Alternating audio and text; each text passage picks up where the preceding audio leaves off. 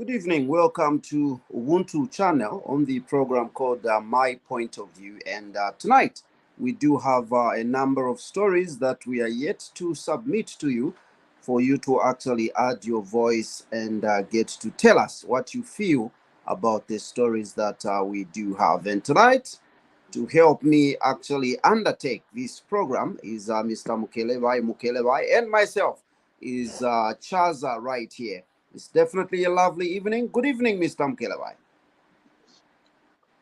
Good evening, Chaza, and good to see you, and good evening, viewers. Okay, I can only see a photo right on your screen there, and it's looking as yellow as I am. So I hope that that's the yellow that you are putting on. I'm yet to see your video. It's definitely good to have you, Mr. Mukelewai. Thank you so much. I don't have a yellow, but I am. Unless you want me to go up and put a yellow.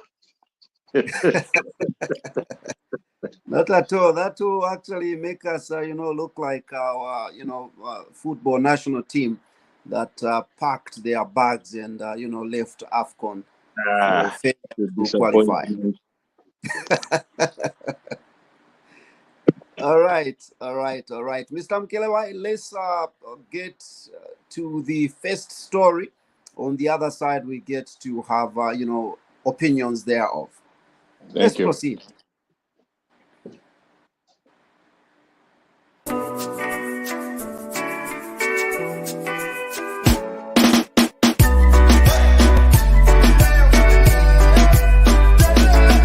The kwacha has continued to be under severe pressure, trading beyond 26 kwacha against one United States dollar.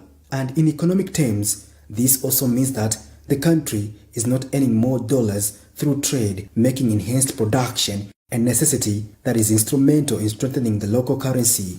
What we have right now is very limited and thin supply of dollar in the market. That's the reason why we are having kwacha having that effect of losing. The stabilization of operations at Mopani and Konkola copper mines is among interventions expected to contribute to a positive economic outlook, but government critics remain doubtful, and Socialist Party Deputy Secretary General Antonio Mwanza is disappointed that the kwacha has continued to depreciate despite the current administration assuring a stable currency. So what we need to do now is, first of all, President Hakainde Hichilema must apologize to the people of Zambia that when he was making those promises, he didn't know what he was talking about because he has never been in government. It is now that he's in government and he has failed terribly to deal with the issues affecting the Zambian people. Remember that he had a press briefing which had 4 hours, 26 minutes. And in that press briefing, he didn't tell the Zambian people what he would do for them to change the economic sufferings for 2024. We want to make it clear to the Zambian people that 2024 will be harder than 2023. That the prices of milling, sugar, food, transport, it will continue to increase. Mr. Mwanza tells Camnet News that there's no substitute for addressing the kwacha volatility apart from increasing production. The government doesn't have a solution to the high inflation. They don't have a solution to the collapse of the kwacha. The mathematics in economics is very simple. If you want the kwacha to gain value, the simple thing to do is to increase production. The more you produce, the more you export, the more foreign exchange you have. It's an issue of demand and supply. We have less dollars in the market because we're not producing anything as a country. However, Minister of Finance and National Planning, Dr. Stumbeko Musokotwane, has been assuring that the economy will be back on track for the year 2024. Obviously, also hopeful that the economic performance in 2024, we should see improvements. Patrick.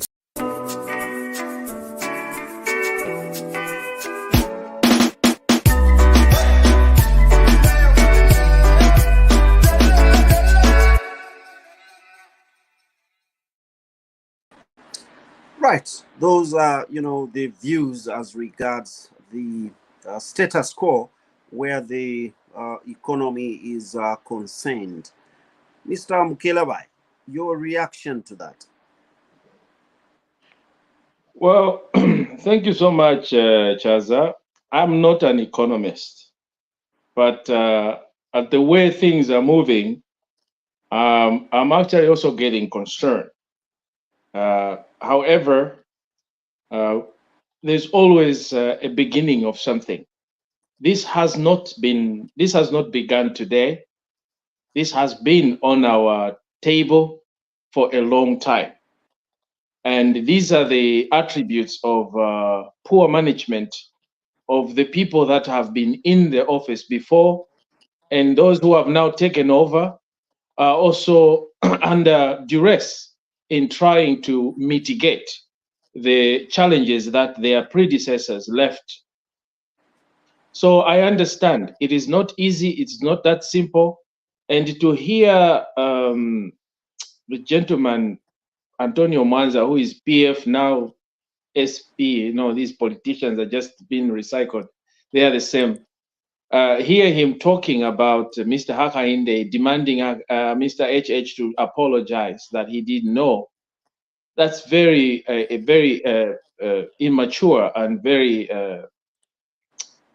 That's not being fair. He is not being fair to this president because this current government, because of what this current government has inherited. This is what I've been saying from the word go, that because of the poor economy that this country, that these guys inherited, it will take time for us to actually emancipate ourselves from this hardship. This is the problem that is here to stay. These are the waves of mismanagement. These are the waves.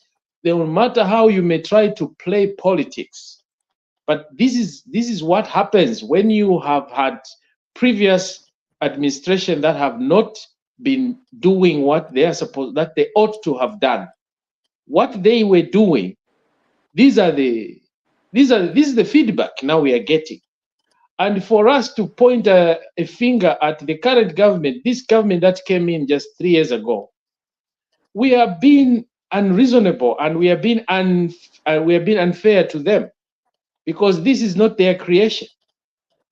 We will be able to blame HH together with his team come 2026 and up there, when we are expecting to see dividends for the hard work that they have done, the investments that they have pronounced to us for the past 2 years.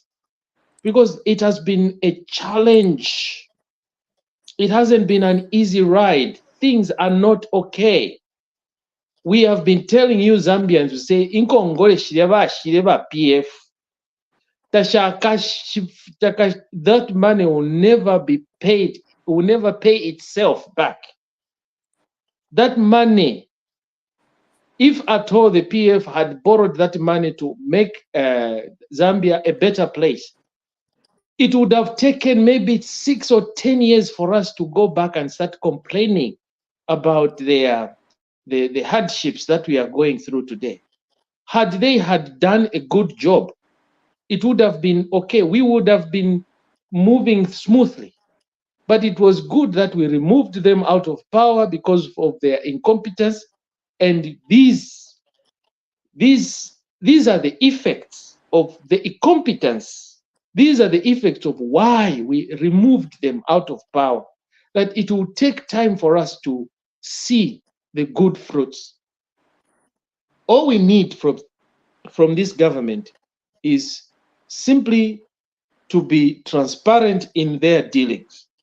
But because we have this culture of anyone that is in public office has to make sure that they fatten their pockets, they enrich themselves. And that's why you find that even the fight of corruption is also a little bit slow, because we see that the people that were in the forefront advocating for zero corruption are the ones who are now involved in corrupt activities or alleged corrupt activities. So we are wondering, are we ever going to change? Even if today we throw away the UPND, is this not just part of our cancer in ourselves as Zambians? That we are enemies of our own progress. We cannot, no matter how we may pronounce good words to the people, but once we are in this, in decision making, we are not delivering what we promised our people of Zambia, our people. We are simply there to advance our personal businesses, not to save the Zambian people. So I find Antonio Mwanza's argument as baloney, and of course he has a point when it comes to production. We, the Zambian people, have not produced anything, and you cannot expect dollars to kwacha to compete with foreign currencies when we cannot even produce a toothpick, because the industries there was no productivity industries in our country. Zambia was going down. It's only now when we see few companies or investors that are coming in, and they haven't even started yielding their profits yet. So I believe there has been a lot of, they've injected a lot of money into the economy, and very soon we'll start reaping. The companies will start reaping their profits or reaping their what they've sold, their dividends. And when that happens, it means that our economy also will be stable, our kwacha will be stabilized.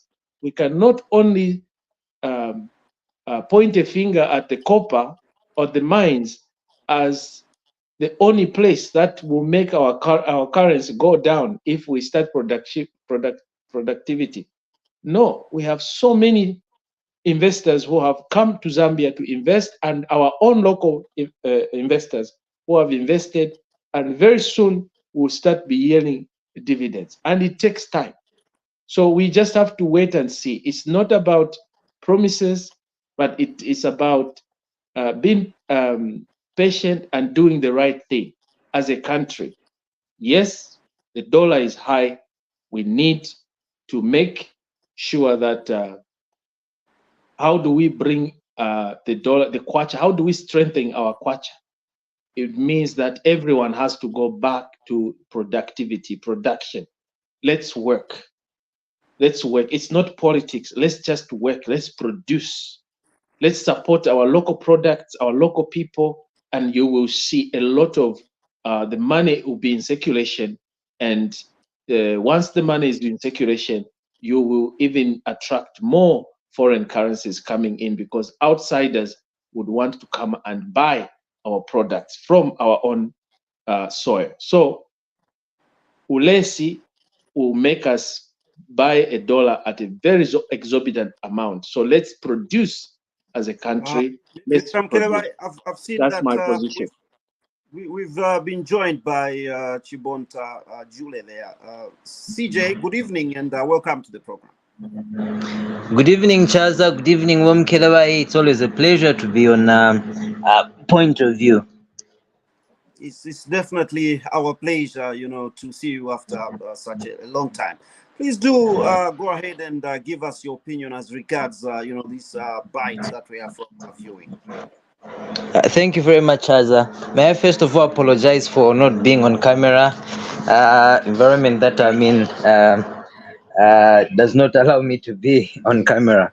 However, coming to the story at hand, where Antonio Mwanza has aired his concerns, he is right when he's talking about production. Government needs to look into seeing how it can enhance and make a favorable environment for production. Mostly Zambia seems to be dependent on copper, and there is need to go into other areas. We always hear this thing about diversifying. It's a song. Value addition, it's a song. But when it comes to actually implementing it, We have so many hurdles here, so many, I don't know, restrictions. I can tell you, receiving money, okay, in Zambia, it's a problem. Bank of Zambia has got restrictions when it comes to receiving money online. Okay, you know, it's easy for you to send money out there. Okay, but for you to receive money, we know, yes, there's money laundering and all this trafficking, and they need to, you know, have certain controls. But some of these things are actually fighting us because these same restrictions prevent the foreign exchange from coming in. People exporting things or selling things, even just selling a magazine online. For you to be able to do that, you need to go through gateways that are provided by foreign companies. We don't have our own local companies that have got an international payment gateway. Even our banks are problematic when it comes to that, and it becomes too expensive, partly because of even these same restrictions that are there. So government needs to create an environment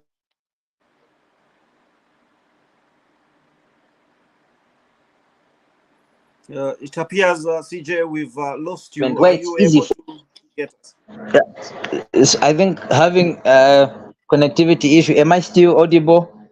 Yes, we can get you. We had lost you for about 5 seconds or so. Okay, so in summary, we government needs to step up and see avenues how people, locals can be encouraged to export, to produce. This thing of always waiting for foreign direct investment and the like, we also need to look at how the locals can really be, whether it's incentivized and all that, so that we can start exporting, because that way the forex will be coming in, won't be a consumption based economy. If you go around, there are malls everywhere, and what is filling up those malls? It's foreign stuff, things from China, things from South Africa. Our local products and whatever, very few. So we need to change on that. Yeah, though Antonio Mwanza likes to, you know, politicize everything and always picks an angle to ride on. However, I'll just agree with him on the point of production. We, as a nation, we need to step up and ensure that we open up more areas for production and increase export, loosen up on these controls that are there when it comes to receiving foreign uh, money through, let me say, even payment gateways online and all those. Thank you very much, Az. Thank you so much. We do appreciate CJ there, Mr. Mukelabai. Let's go straight to the next story, and we see you on the other side.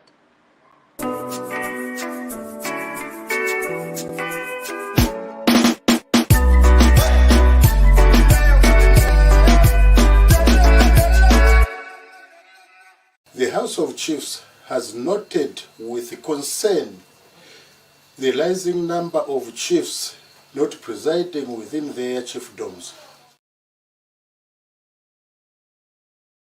The House of Chiefs has noted with concern the rising number of chiefs not presiding within their chiefdoms. Chieftains, like any other institution, is governed by rules and regulations. Traditionally, these rules and regulations dictate that a chief must reside within his or her chiefdom. The Chiefs Act, Section 11, Clause 1, provides the function of a chief. Among others, the presentation of public peace in the chiefdom. It is therefore expected that our traditional leaders should reside within the chiefdoms in order to perform these functions effectively. The chief should not neglect their obligations by residing outside their chiefdoms, as this is contributing to the increased number of chiefdom, wrangles, and disorderly current obtaining in chiefdoms across the country. A chief must provide leadership to his or her people on a daily basis. He or she is likely between government and the other partners providing service to the subjects. Therefore, residing outside the chiefdom leaves leadership vacuum, which some individuals can take advantage of the create instability for the chieftains.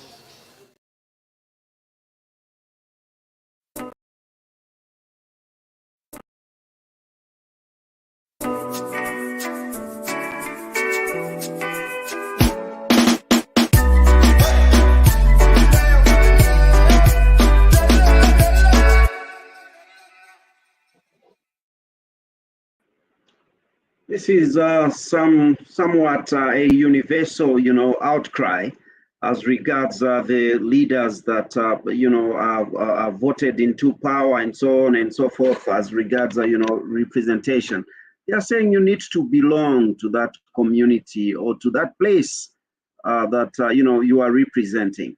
Your reaction, Mr. Mkelawai? Well, I think if it's a concern by the chief's department, well, it is. They have a point. There's no need of having a chief, and then you don't reside in the palace that is being paid for by your people, or built by your people, or by taxpayers' money, and then you go and gallivant in other places, or you are abroad. Yes, your people, your subjects will start making moves or coming up with their own ways of challenging your leadership, or they can even take over or coup d'etat. So I believe also this message goes to YHH, that YHH, Zambian people voted for you to be the president in State House, not in your community house. So I think this also tackles on YHH to say YHH should move to State House. If at all you are done, they are done, they are finished with the renovation, we need our head of state to be stationed in one area, in one place where he can be. I know he's on his way, but it has been 3 years now.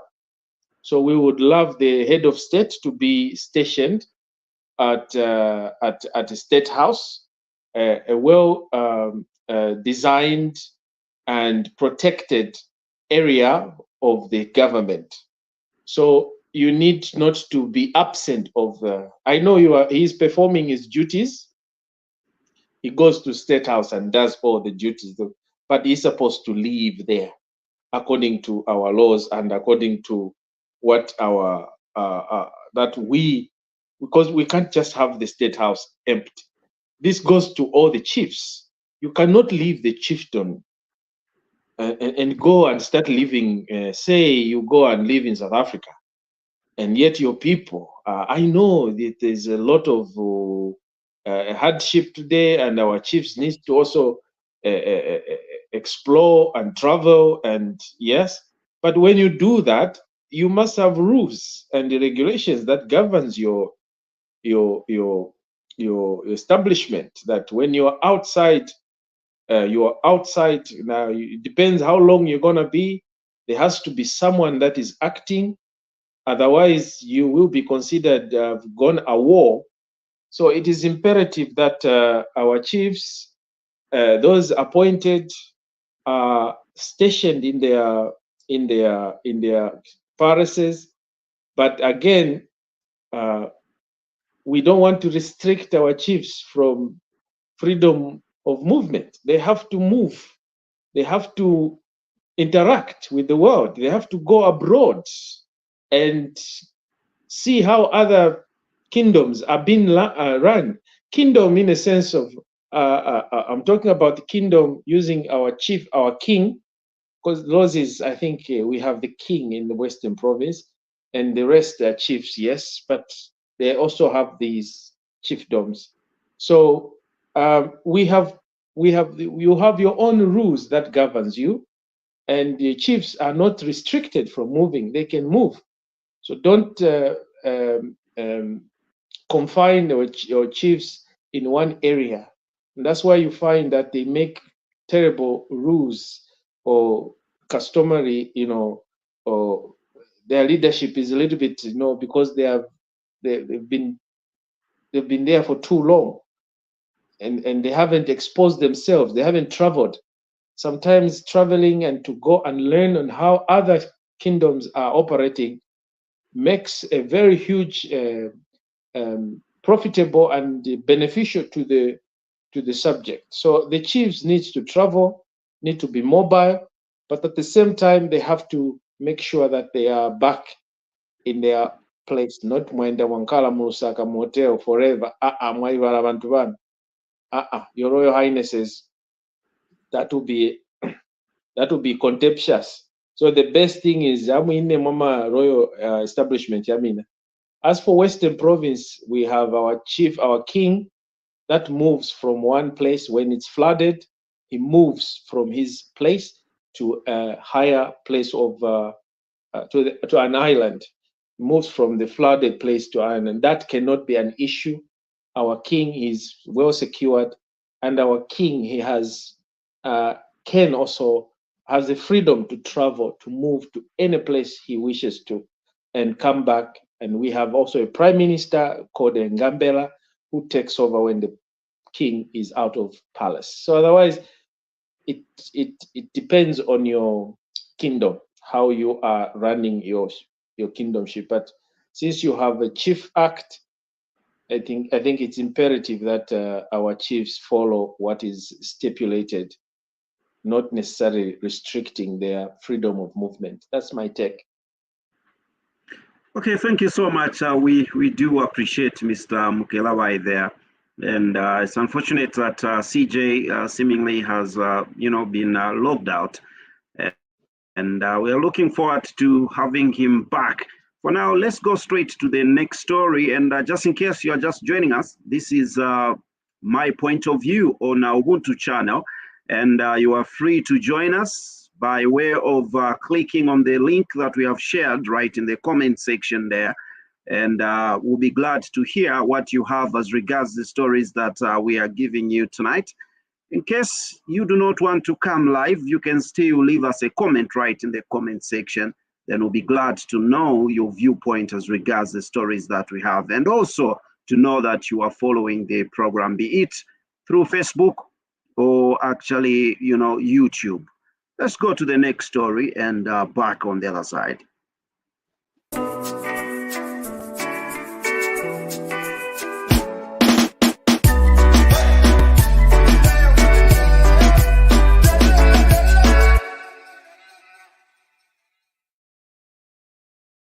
Lusaka Central Business District CBD are flooded. People are now finding it difficult to cross from one point to another due to floods. Those in business have improvised by putting up makeshift crossing points.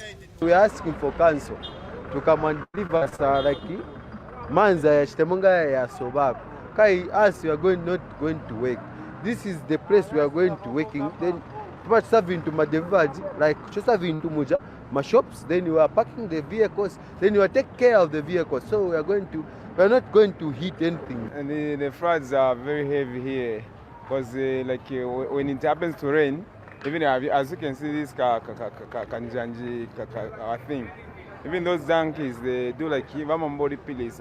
Apart from the floods, garbage is also blocking most drainages in town, worsening the situation. Bantu bamyagusa mu street ni bakwebati bantu bali bonse batache bitaita chabe agula moba ataya plastiki ataya manzi ayo akangwa kutachani ma drainage siyangene olowani so chabyango kumana manzi manzi yazingena ukaloka mvula manzi yazitabonde yazingena chifukwa manzi akankalisa maningi mpeze kama James yosiyana siyana.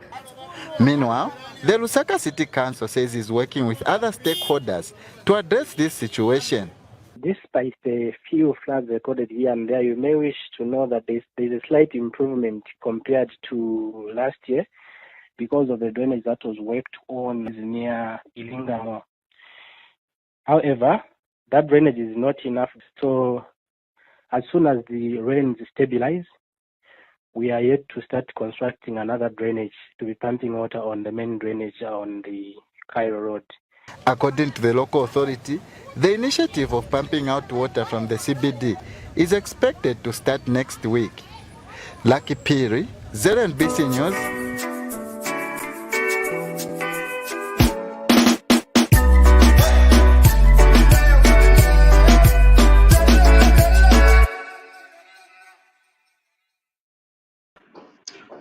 There we have it, the perpetual problem that we have as regards, the drainage system in our CBD.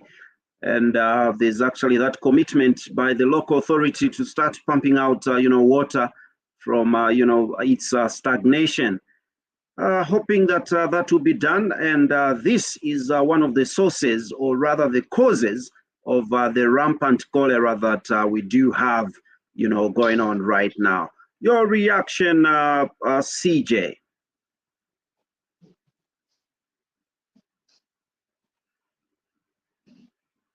Maybe CJ is having a problem. I'll invite you, Mr. Mkelawai. Thank you. It's not new for us to see what is currently taking place in Lusaka. Lusaka people are let down. Everyone that goes on the street, including the owners of the shops in the so-called CBD, I don't understand why you are so dirty people, and that's why you are killing so many people of yourself. You are killing our own brothers and sisters, innocent children that are innocent, that have no clue on how cholera comes about. But because of our dirty, our zero, we don't pay attention to hygiene. We have seen our city is actually a terrible city to be in. Yeah, despite you guys making money in those filthy places, we are supposed to find a solution. We ought to have found a solution way, way, way back. Not today, not tomorrow. We cannot be going through the same thing over and over. We have talked about this. Rain season comes, it's the same thing, same business. Next year, we are going to talk about the same thing. Then there's mismanagement. There's no good leadership. When you see things happening like that, the leadership, the people that we put in place are let down, because we are not supposed to go through these same diseases that we have suffered, the same challenges year in, year out, same things. And a lot of monies have been paid towards mitigating these same challenges, but we still see the same problems erupting each year. So to me, we have a terrible management. The local authorities are a letdown. They will try to tell you and me that they are doing everything possible, because that's the song they play every day. Every time they tell us, no, we are doing something, we are working with our partners. Which partners? What are we? Why don't we see water gone? Why do we have the same drainage challenges? Why do we have floods? When you claim you have done the job, why are we even paying you? So to me, they're just they're just there to provide lip service, but they are not doing anything to mitigate these challenges. Today we have lost. I wish family members of those who died of preventable diseases such as cholera could sue the government, could sue the local authorities, could sue anyone that will be found throwing things. If we can just come up with stiffer punishment, heavy punishment, not lighter punishment. And we need policies. We need some people that are going to make sure that if you are found throwing any simple thing on the street, you will be followed until you cough out 100 kwacha or until you cough out 50 kwacha. I promise you, we will see some kind of sanity. And those who are just coming from villages to come and sit in Lusaka doing nothing and busy shitting on the street or urinating in the street, or those people need to be also caged or be sent back. I think we need a system. We need a governance system. We know that you're going to claim for your human rights, but when that rights are busy endangering other people's lives, where we are losing many souls, many people, then we have to take a very serious step by cleaning up our city and arrest or punish those who will be found littering or failing to remove the deity that has been deposited by people in the CBD area. Lusaka, you are let down. Lusaka people, you have let us down completely. You are a dirty city. You have killed our Zambian people. Our fellow Zambian people are dying of preventable diseases. So you cannot stand here and tell us to say you are doing something when lives are being lost. You should be sued and you should be ashamed of yourselves. I think it is high time we started suing you one by one. Probably things will start working. Otherwise, that might take. You are a dirty city, Lusaka. You are a dirty city. You are killing people. All right, thank you, Mr. Mukelawai there, and that is his opinion as regards this issue that we do have at hand. Let's get to hear what CJ Chibonta has to say over this issue. CJ. Thank you very much, Chaza. Okay, I'll slightly differ with Rom Kilewai on this one. When he says Lusaka people we have killed and we okay. This cholera problem happens just like Rom Kilewai said every year, and even next year if they don't take necessary steps, it will be a big issue again. Because if you look at our sewer system, our drainage system, I'm telling you, it's terrible. Yes, right now, the council and the sanitation company, that is Lusaka Water and Lusaka Water Supply and Sanitation Company, have been trying here and there to work on this, but they really need to take a serious look at these things and, you know, come up with a permanent solution. I can give you an example of Mandevo. If you go around Mandevo, I think in the past week, the sanitation company has been trying to work on the sewer system. But 2 weeks ago, there was sewer that was just going into the public drainage. Okay?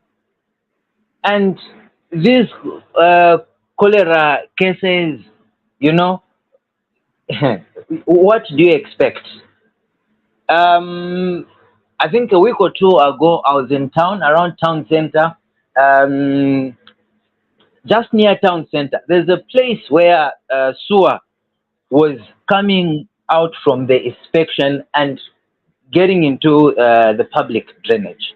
Though as of last week when I passed through, I saw that was worked on. So the council and the sanitation company are trying but I think they need to do much more, and they can do much more. They shouldn't just wait for when there's a pandemic and then that's when they start running around because there's this and that. They need to really put all hands on this so that a permanent solution is put in place, so that the leakages of this sewer, okay, do not go into public places and public drainages.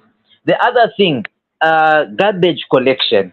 You find garbage will be heaped, and I can tell you, like in compounds, one thing that I've noticed is that you find people will heap garbage just along the road. Instead of that garbage being collected and taken to where it is being disposed, they just leave it along there. That same garbage, it falls back into the drainage, okay? And you have these blockages. Yes, we have citizens that have got a bad mentality, especially in the compounds, where when it rains, that's when they get garbage from their house. They want to throw in the drainage. At no event na manzia mvula, and there is that. But the authorities, the sanitation company, need to also ensure that the companies that are contracted to collect garbage, okay, they do not just heap the garbage along the roads and whatever. They have to collect it, because that is the same garbage that is falling back into the drainages and causing blockages. So yes, as citizens, there's a role that we need to play, but the government and authorities have a bigger role to ensure that the core things that are also a driver to this are sorted out: the sewer and the drainage system. So that is my submission on that one. Thank you very much, Chad. Thank you so much. And indeed, this issue of cholera is a big thing in our country, as we say. And as we are yet to see, there is another extension as regards to when schools are to reopen for the year 2024. Let's go straight to the next story, and we're yet to come back on the other side.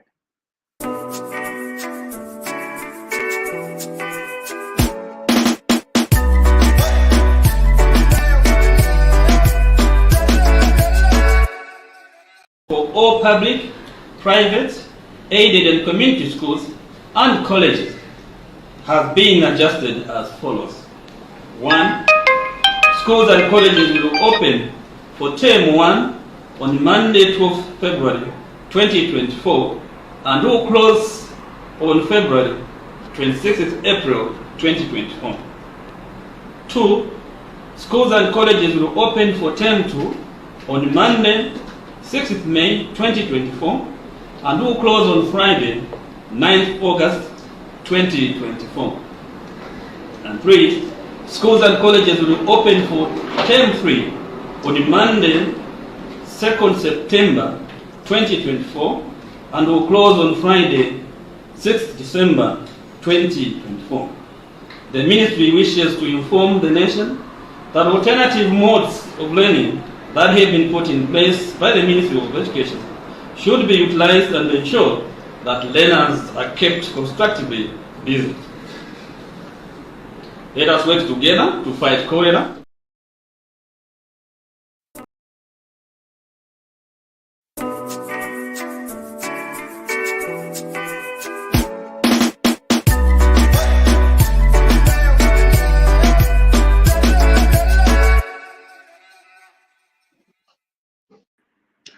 As earlier alluded, indeed, there's an extension as regards the reopening of schools due to the rampant cholera outbreak that we are still experiencing in our country.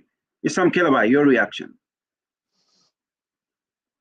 Yeah, I'll still go back to the same issue of being dirty. When people don't care, when people have a I don't care attitude, they don't care where their trash is going to end up to or with. They just throw things everywhere. These are the dividends. These are the consequences. schools are closed. This is a total inconvenience for our learners. We have to produce doctors, we have to produce nurses, we have to make this country run. How is it going to run when you are failing to take care of your own surroundings, to clean your own surroundings? Because by virtue of you avoiding cleaning your surroundings or cleaning the central business center, then you are going to take away time of your children that are supposed to do something tomorrow in school, because the schools will be closed. There's a lot of chain reaction into cholera. It's not just people dying, losing their lives. There are a lot of inconveniences that you are causing to the country and to your own brothers and sisters out there. So the sooner you realize that by not doing the right thing, cleaning your surroundings, mule moneka atichipale chapa msebo but munganda mule moneka fimbi fimbi, you know, you clean yourselves. When you are we look at you on Facebook, you put nice suits, nice ties, but meanwhile you are busy spitting on the street, peeing on the street, and nobody's telling. I mean, you know, in your right mind, you know that it's not okay, but you do it anyways. The question is, how do we take that kind of mentality out of you? How do we take it out and say, look, what you're doing, you are killing. One, the schools will be delayed. Two, you are killing. People will be affected. People, they'll die because of your act. But you don't give a damn about it. You don't care. But you go ahead, and that's why I'm calling this to say this is intentional. Cholera is intentional. To suffer cholera in a city is intentional, and also lack of leadership. There's no leadership, proper leadership, that is making sure that we are going to avoid having these preventable diseases. Cholera is not COVID. COVID is it's something that it's a virus that is going by in air that you can't avoid it. It comes. But cholera is avoidable. Why don't we have cholera in big cities, in other countries that are well off, or within the same areas that you are in? Why don't we have cholera in Kablonga? Why don't we have it? You are doing things yourselves. Cholera, you are creating it yourselves. And guess what? The moment cholera comes in, breaks out, it's going to affect even you people in Kablonga, in wherever those Mamiri Munkara Mayad. It will affect you. It will affect your grades. It will affect your families. Because a lot of inconveniences there will be a lot of inconveniences. Workplaces will be closed. Churches will be closed. Even funerals will be restricted. Nothing will be normal. Why? Because we have tolerated this. We are making it a normal way of life. It is not normal. You are inconveniencing, you are bringing, that's why development is taking time. We will never develop with such kind of mentality. We need to clean after ourselves, clean our surroundings, whether at work or in our homes, especially in Umoma Kombon. Compounds are a letdown. Even management or these government officials, they have also ignored. Honestly, what kind of planning? And we have engineers, town planners that have been allocating plots and getting a lot of money out of it. In a big city, a capital city. Seriously. Or only development. We are a letdown. When it comes to cholera, we are a letdown country. I'm telling you, it's a very letdown disease, a disease to suffer from, because it's a dirty. And we hear people calling God that we want to bring God to come and help us. We pray for people to not to die from cholera. Seriously, muleleta amalwele yafiko kuri lesa. If you call Lesa, they don't. Sorry, but I just have to be honest with you. Cholera fiko, ulwele wafiko. Kimasila. Cholera. And we are killing ourselves because it is preventable. Meken tulwale kuma ama diseases, act of God, ama diseases I suffer by way of, not something we create ourselves. Look at the surroundings. They are filthy. We can't walk. Who did it? Who did that? Ourselves, our own. So, management, leadership, you need to step up. The best way, if it means giving penalties, stiffer penalties, let's do it, just to avoid such kind of embarrassment, because it is an embarrassment disease. Muslims, we say, kima tuku ya swabisa, ya kuipatiseza. Korela kibutuku wa kuipatiseza. That's how I call it. Amalwele aya kuifuaye. Because we can prevent it. We can prevent cholera. Seriously. 100% so. Otherwise, that's my take.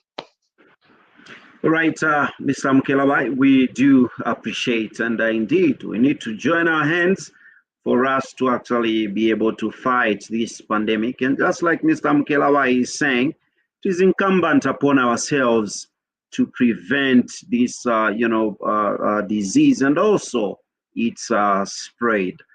This is Ubuntu channel. Remember, you are watching My Point of View, and feel free to interact with us and make known your reaction to us by leaving us a comment right in the comment section. Let's take a look at the next story.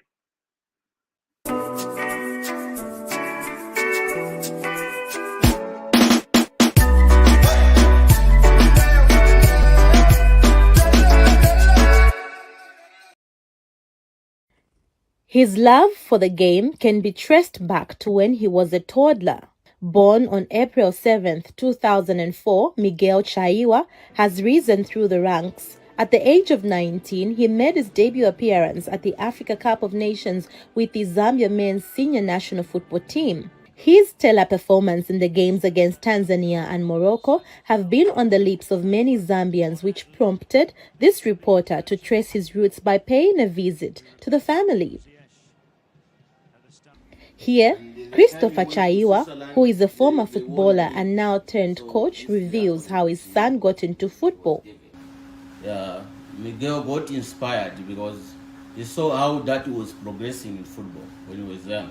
So he got interest of playing football. Chaiwa, who keenly watched the AFCON tournament, has some encouragement for his son and the entire Chipolo Polo squad. That means to say if you lose that we are failures. No. We have learned something. So if we can assemble, motivate players like Miguel, he's young. Yeah, let's motivate them. If anything, let's find something which can motivate even the youngster. If he is motivated, even the youngsters who are coming, they can see that to say, no, football is life. We can live a life through football. Florence Chaiwa is Miguel's mother and has her home decorated with her son's accolades from the years he has been playing football. She reveals how it was difficult to allow him follow his passion, but with time bought into his dreams and has urged other parents to do the same. I'm encouraging my fellow parents to take keen interest in their children's talents, as others love arts and football, like Miguel. Born in a family of 3, his siblings have shared the joy of watching their own progress in his career. Seeing him playing there has really given us joy and pride. I'm very, very proud sister. Zambia did very well. I'm still happy for them. When I saw him cry because Zambia lost, because that was the confidence of the 2 players. Neighbors have also recounted how they saw the bubbly boy turn into a professional footballer right in their eyes. So, Miguel used to visit my shop and always told me to tune into football to see teams that were playing. The decorated Switzerland-based player with young boys is currently the youngest in Polo coach Avram Grant's squad. Chansakunda, ZNBC Sport, Lusaka.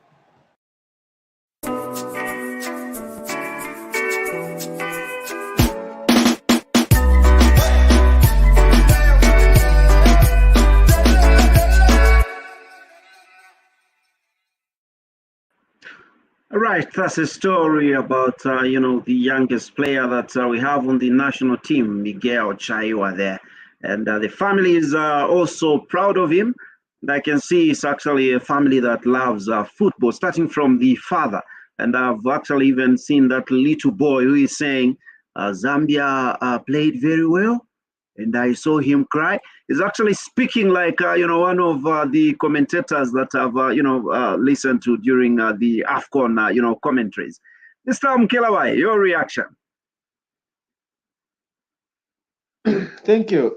This is where most African parents need to emulate from. We have to learn to support our children's dreams, not killing their dreams. No, just because you want them to become doctors, lawyers, because that's the main thing that African parents will look after or look for in a child. I want to raise my child as an engineer, as a doctor, as a lawyer. There are other things that your children can actually venture into. There are other talents that your children can venture into, especially when you look at your children, you see what they love, what they like, what interests them to do certain things. Support them in those areas. And once you do that, 100%, push them, let them take them for training, drive them, escort them, do all those things. They will. Those things are going to help them tomorrow in their future. But we have a tendency as African parents of not caring about what our children, and we even start negating them when we see them doing certain things. We downplay them, we put them down, we bully them, we tell them you are a disappointment. And when they have bad grades in school, we don't support them. We simply give up and forget about education. We just, but we don't know that there's life after every education, or there's life after every either failure, or you can't be a failure in everything.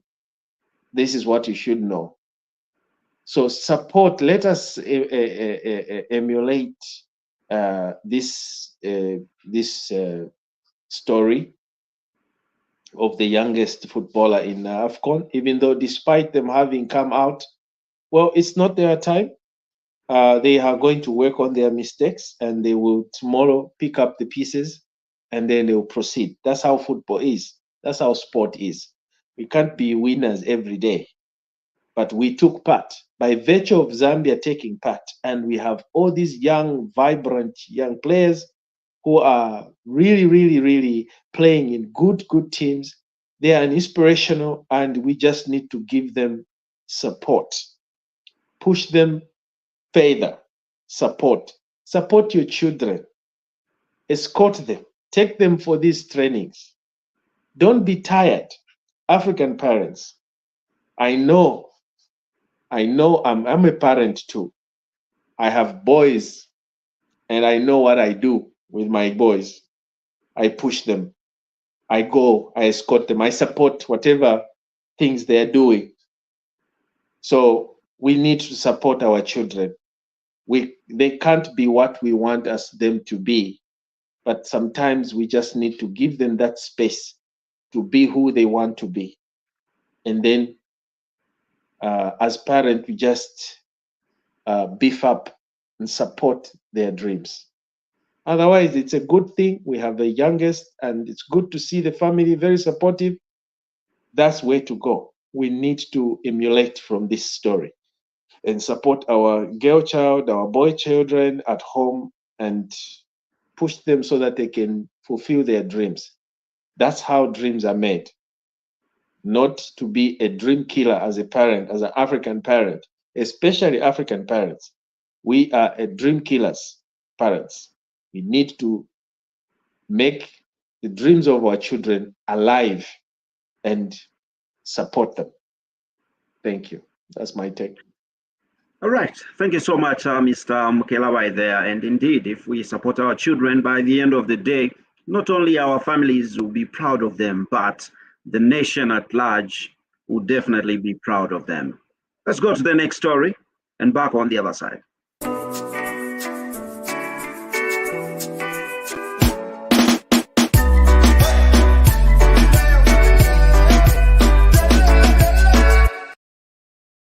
Zambia's staple food maize has been in the news for some time, and mostly the story has been around the price or availability of mealie meal on the market. But this time around, the information circulating is that genetically modified maize, GMO, is being supplied in the country. Government, however, says there's no such maize on the market. We want to place on record that the mealie meal being imported from South Africa is for onward transmission into the DRC market. And like we have stated before, government has come up with this initiative for ZNS to facilitate this one, to ensure that using military discipline, there should be no bag that has been imported from South Africa of mealie meal that should be diverted into the market store within Zambia. Rather, that mealie meal should find itself to the right destination. Speaking at a press briefing, Chief Government Spokesperson Cornelius Mwetwa also announced the approval of a statutory instrument on the regulation of online taxis. The introduction and growth of online car hailing services in the country has come with some lacunas in the law that need to be addressed to ensure that the services are provided within the confines of the law while ensuring the safety of both the traveling public and the drivers of private hire taxis. Mr. Mwetwa, who is also Information and Media Minister, said Cabinet at its meeting on Monday also approved the establishment of a special purpose vehicle for the mining sector. The establishment of an SPV will mitigate the uncertainties by assuming a new model based on actual production sharing, which will allow for benefits to accrue from the share of production rather than wait for dividends from profit. And commenting on the recently held local government by-elections, which were won by the UPND, Mr. Mwetwa applauded both the ruling and opposition political parties for the peaceful campaigns. We want to commend the law enforcing agencies and particularly the campaign teams of all the parties that were on the ground and the electorates for ensuring that the new dawn tradition of peace in by-elections was maintained. Other developments Mr. Mwetwa announced were the approval by Cabinet of the Zambia-Zimbabwe Pipeline, Mozambique-Zambia Pipeline, the National Film Policy and the National Arts Policy, the appointment of the National Governing Council of the Africa Peer Review Mechanism, and the appointment of the Mining Appeals Tribunal. Paul Shadala, SNBC News in Lusaka.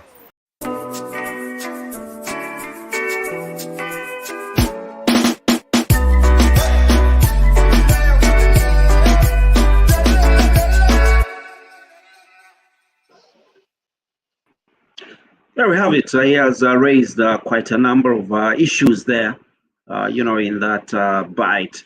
Mr. Mukelabai, I do invite you to react to, the issues that, you could have noted from that bite. Thank you so much. I hope you can hear me. There's no noise because someone is doing something in the kitchen. Yes, we can get you clearly. Okay, thank you. I had to change my location because it was so noisy. The thing is, the government is talking about the mini meal issue. I don't know. I don't know why they are talking about the initiative of buying mini meal maize from South Africa to export. I don't understand the logic. It's a little bit ambiguous. Is the government doing business? Like, is the government busy doing business as well, like buying and selling?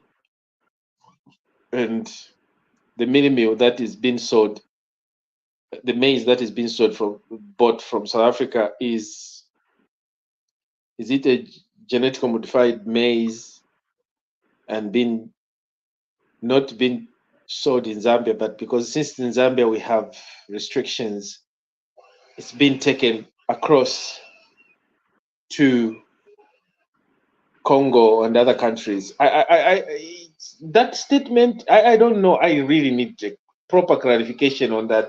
I don't know. How did you understand that position, Chaza? I think, like you are saying, there's some kind of ambiguities in the statement, because like you have put it, that it's questionable to have, GMO mini meal to be brought into the country. And because the story is all over, there are allegations that the government is actually importing GMO, mini meal to actually give to the people in the country.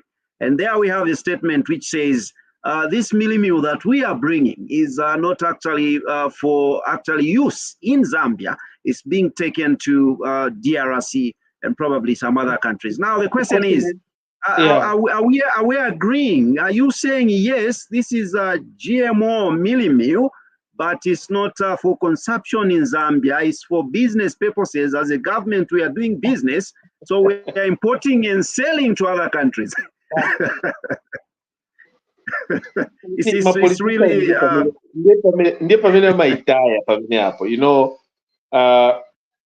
if they are caught, I think, is this the reason why Nawakwi came up with that statement to say the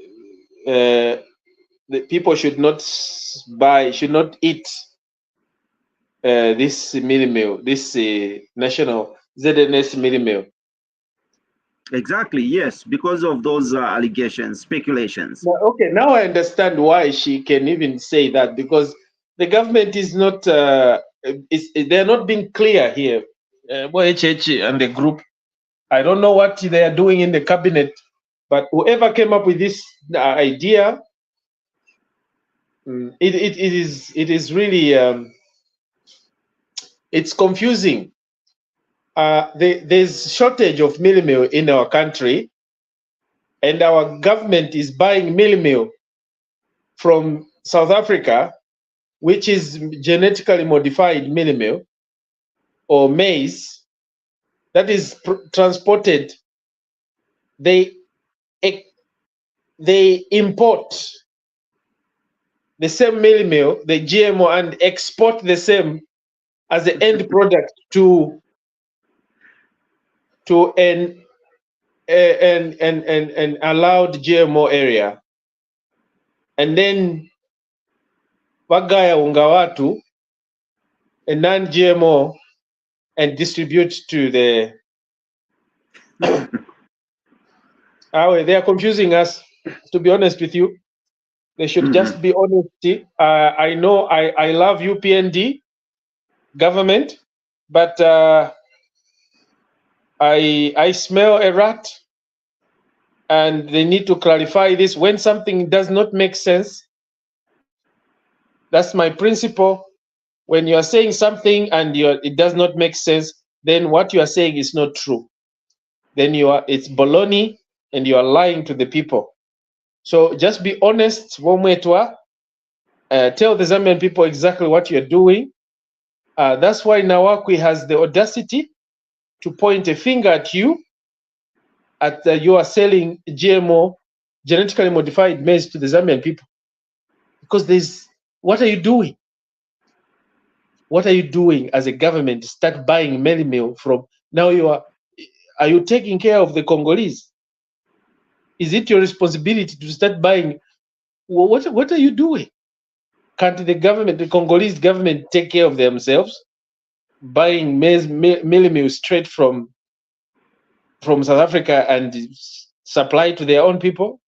It has to come through us, the Zambian. What is our take in this? It is confusing. Womweto, help us clarify this issue. It does not make sense, and anything that doesn't make sense, it's baloney. It's a lie. So that's my principle. And you've tackled on other issues. I cannot say much on those other issues because I think you are doing the right thing. You are in office. We are following, and I hope when you talked about the purchase of those big vehicles gonna bring something. Is it the Zambian government that has purchased? Are we the ones purchased, or it's the private investors? Have you allowed them to bring in such? Well, if it's beneficial to our country, kudos to you and thank you. And then you talked about the lacunas. He talked about the lacunas in what was that? Online transport business. Yeah, online transport business. Well, that's we need to move with time because we have seen in developed countries that is doing well. And if we can do that, that's a wonderful thing. We need to embrace technology. You know, it's not every time we should stick to our old ways of doing things. We need to move with time. Like in developed countries, yes, online taxis, online business, transportation, and everything, that it is okay. It is welcome. If it does not put our people's lives in danger, let's go for it. If it's profitable and it's going to make our Zambian people easy to do their business and transaction, let's go for it. Having said so, I think I rest my case over this one. But the minimum issue, I need proper to be educated on this one because I don't see any need of us buying meal and selling at the same time to our neighboring countries. Right. Thank you, Mr. Mukelabai. Thank you so much, Mr. Mukelabai. We do have CJ also Chibonta, who is with us, and he kept on, being logged out by the network. Welcome back, Chibonta, and go straight into your reaction as regards this item. Thank you very much, Chaza. I'll jump into this GMO issue that has been hitting the I would say social media and has been very topical. Yeah, it is a great concern to citizens. Now it's like government does have these arrangements with other countries when it comes to providing or supplying mealie meal. Okay, there was even that arrangement that was controversial with Kenya, where there was some arrangement with the local farmers who were going to grow maize on behalf or for the Kenyans and all that. Now, this mealie meal issue, it seems government is in business with the Congolese government to supply them the same mealie meal. Don't know whether there are contracts that were signed the way we export electricity. So similar to the mealie meal issue, it should be a business transaction. Okay, I don't have facts on it, but looking at what has been going around, the mealie meal is being imported and going to Congo. ZNS is making sure that none of that mealie meal is getting onto the local market because there are regulations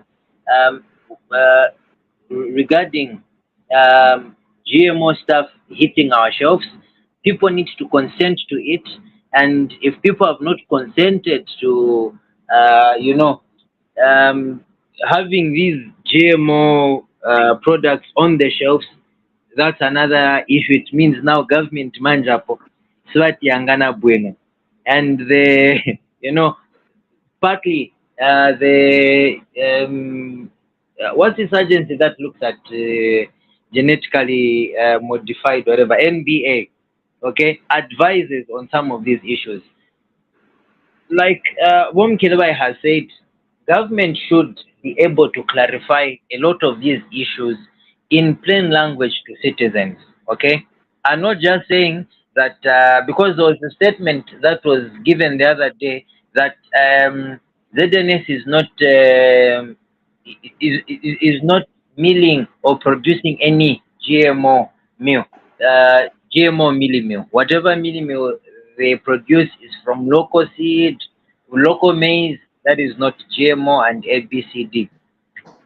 They need to make things clear to say, okay, we have arrangements or we have contracts, that agreements that we've signed with country A, whether it's Congo, and we need to fulfill that. Because we do not want to disturb the local market, we are getting maize from South Africa and supplying them so that we do not create further shortage in Zambia, okay? So that people understand this thing very well. And even the politicking and whatever, it is going to go down. Yes, there will be those who want to make an opportunity on each and everything, but there is need to clarify these things and not just say, no, ZNS is not meeting any GMO maize. Okay. Meanwhile, another statement is being released where they're saying ZNS is accompanying all the trucks that are coming from South Africa with GMO maize going to Congo. So there is need for clarification so that the propaganda and all these other things is tied down. People are able to appreciate and understand what the government is doing, whether it is putting their lives at risk or not. With the lack of clear information, it just raises speculation, and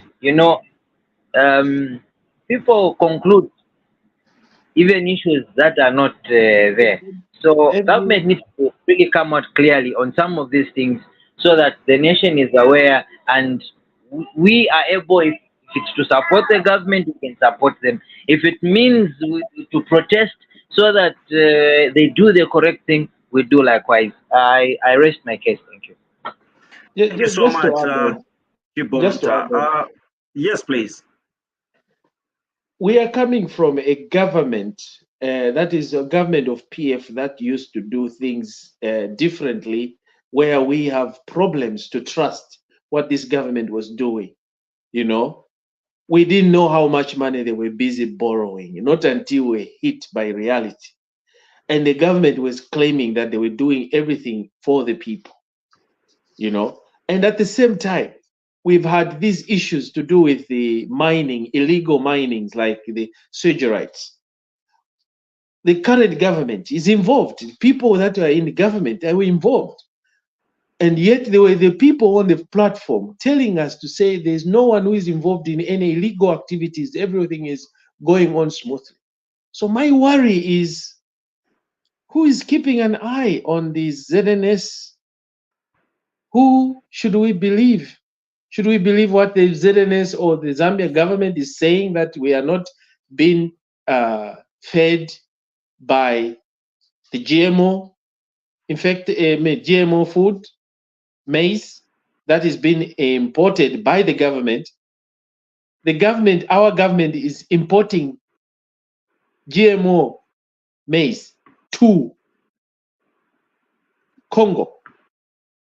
And then the same government is selling us cheaper milli meal coming from our local farmers. It does not add any. It doesn't add up. It's making, you are making a mess to yourselves by UPND government. I think they need to just come out straight and tell us the truth. Now I understand, because I was so much mad I was so upset with Edith Nawakwi. But then now I understand why she actually is saying what she's saying. It's because of this anomalies. And there was that video on social media where people were repacking Millie Meal into the Ego branded sacks. Exactly. So Exactly. there is all this speculation going around. Yeah. So the government, they're in for it. They need to make sure that they explain to us, not just explaining, but they have to show. They have to show us. They have to show the Zambian people how they are doing this. Because at the end of the day, we are handling GMO food that is meant for the Congolese. Who is there to inspect that this maize is not mixed up with the non-GMO that is being sold to the Zambian people? Who is there to spot out these mistakes or to monitor? Because we are not the ZNS. All we do is our people are just receiving cheaper milling meal. Is this the milling meal that is coming from South Africa, or it is coming from our local? Why is our government also busy importing and exporting? How much money are we making out of those things? How much revenues as Zambian country, as a nation, making? And what are we using that money for?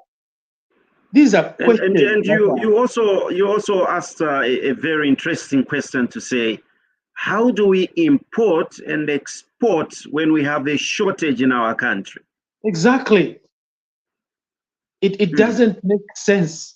And anything that does not make sense, then someone is not telling the truth. There's something wrong there. Anything that every time, Chaza, I'll tell you something. Every time someone is trying to tell you something, explaining something, and you keep on trying to make sense out of it, and it doesn't make sense, just know that it's baloney. It's full of lies. Don't even believe that story, because that's why it doesn't make sense. Because if it's a straightforward issue, it should be a straightforward issue. So this GMO issue, who monitors? Who is in person in charge of monitoring? And that gives the feedback to the Zambian people to say, now you are eating a non-GMO, or now you are eating a GMO. Who is in charge of that? Who makes sure that whatever is being milled to be sold to the Zambian people at a cheaper price is not GMO?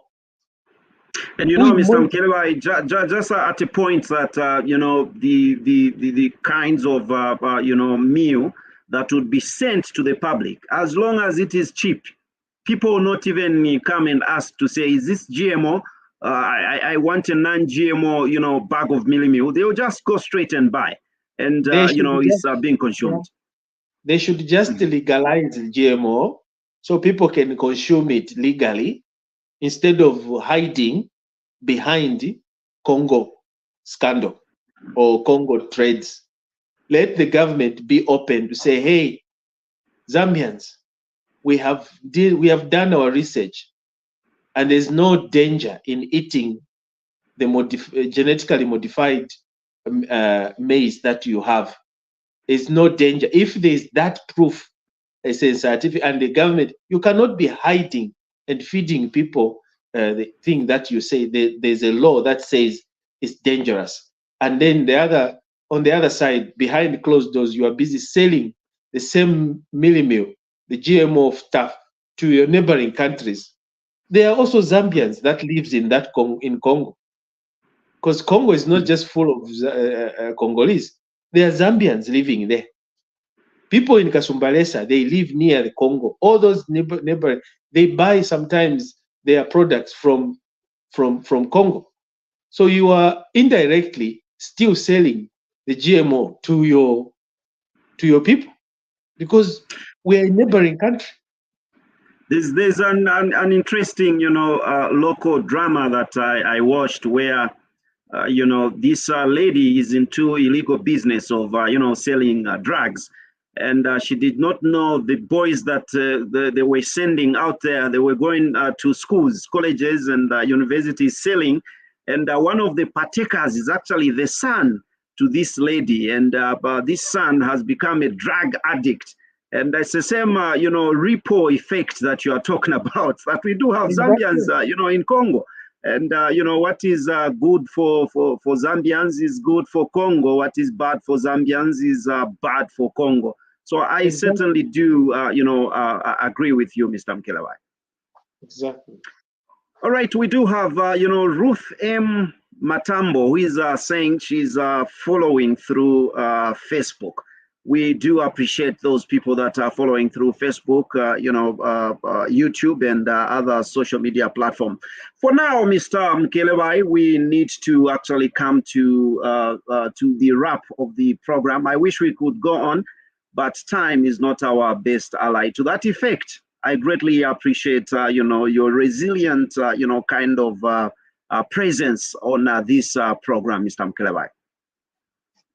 Thank you so much, thank you so much, Jaza, and it has been a wonderful program. It's good that we are in touch and reviewing stories that made headlines in the previous weeks. I know that we were not able to air the program last week due to some sickness, but at least we are back. So I think it's good. I like it because that's when I also speak Bemba, Lozi, and stuff sometimes, because I now want to speak to here. Yeah, so that's one way of getting in touch, keeping in touch with my home. There's no place like home, like I say, so right. Beautiful indeed, and it's a pleasure. Not forgetting Chibonta Jule, who has been with us, but kept on falling off due to connectivity.